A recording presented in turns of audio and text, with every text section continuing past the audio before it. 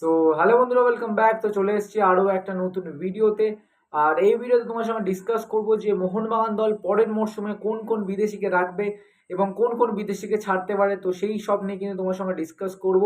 তো তার আগে বলে দিই, যারা যারা এখনও চ্যানেলটাকে সাবস্ক্রাইব করনি তো অবশ্যই চ্যানেলটাকে সাবস্ক্রাইব করে পাশে থাকা বেল আইকনটাকে অল নোটিফিকেশনে ক্লিক করে শেয়ার করতে একদম ভুলো না। তো প্রথমেই যে এটা বিষয়টা নিয়ে চলে আসি সেটা হচ্ছে আমাদের যেই প্লেয়ারটার নাম আমি তোমাদের বলেছিলাম, তো এখনও বলছি, যেটা হচ্ছে হেক্টর ইউস্তে। তো এই সেন্টার ব্যাকে প্লেয়ার হেক্টর ইউস্তেকে কিন্তু পরের মরশুমের জন্য কিন্তু কন্টিনিউ নাও করতে পারে মোহনবাগান দল। আর অপর দিকে কিন্তু আমাদের আরও প্লেয়ার আছে, যেটা হচ্ছে আর্মান্দো সাদিকু আছে, তারপরে জনি কাউকো, হুগো বুমোস আর ব্র্যান্ডেন হ্যামিল। তো দেখা যাচ্ছে, শোনা যাচ্ছে এরকমটাই আপডেট যে এই সব প্লেয়ারগুলো কিন্তু পরের সিজনের জন্য কন্টিনিউ করবে না, কেন কিনা আর ইতিমধ্যেই কিন্তু তারা কিন্তু অবশ্যই কিন্তু মানে এ লিগের প্লেয়ার জেমি ম্যাকলারেনকে কিন্তু সই করিয়েছে। তো বলাই যেতে পারে যে আর্মান্দো সাদিকুর জায়গায় কিন্তু জেমি ম্যাকলারেন আসছে। আর অপরদিকে যদি বলি হুগো বুমোস আর জনি কাউকো, তো এসিএল ক্লিয়ার হওয়ার পর বা এসিএল এ চোট খাওয়ার পর কিন্তু জনি কাউকো সেরকমভাবে পারফরমেন্স দিতে পারছে না। আর তা সেই মুহূর্তে বলাই যেতে পারে যে ম্যানেজমেন্ট কিন্তু তার উপর ভরসা জোগাতে পারছে না।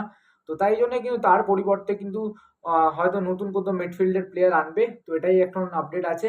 আর তোমরা যেরকম জানো যে হুগো বুমোস, তো হুগো বুমোসের ব্যাপার নিয়ে তোমরা কি মতামত সেটা কিন্তু অবশ্যই কমেন্ট বক্সে জানিয়ে দেবে।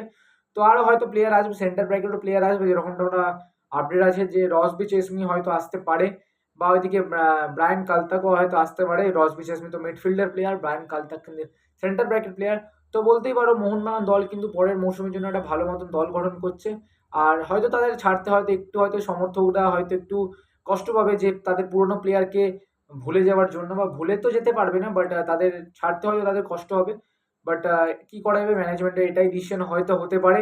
তো তোমাদের মতামত কিন্তু অবশ্যই কিন্তু কমেন্ট বক্সে জানিয়ে দিও যে কাকে ছাড়লে ভালো হবে মোহনবাগান দলের, আর কাকে ছেড়ে ভুল করছে মোহনবাগান দলে, সেটা কিন্তু অবশ্যই কমেন্ট বক্সে জানিয়ে দেবে। তো এই ছিল আজকের আপডেট। আই হোপ তোমাদের ভিডিওটা ভালো লেগেছে। যদি ভিডিওটা ভালো লেগে থাকে অবশ্যই লাইক করবে, শেয়ার করবে, আর পাশে থাকা বেল আইকনটাকে অল নোটিফিকেশন ক্লিক করে শেয়ার করে দেবে। তো এই সব বিদেশিগুলো কিন্তু ছাড়তে পারে মোহনবাগান দল। তো টাটা, বাই বাই।